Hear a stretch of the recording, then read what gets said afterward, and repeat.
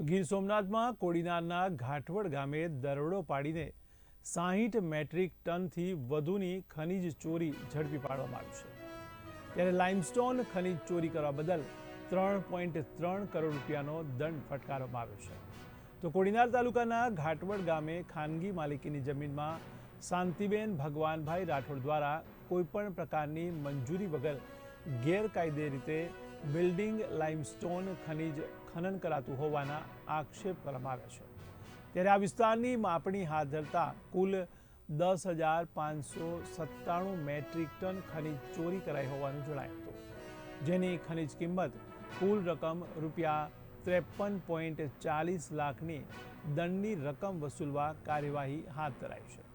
આમ આ ઇસમો દ્વારા કુલ 60,303 મેટ્રિક ટન બિલ્ડિંગ લાઇમસ્ટોન ખનીજની ચોરી કરવા બદલ કુલ રકમ રૂપિયા 3.3 કરોડની ખનીજ ચોરી કરવા બદલ વહીવટી તંત્ર દ્વારા દંડની રકમ વસૂલવા બાબતે કાર્યવાહી હાથ ધરવામાં આવી છે.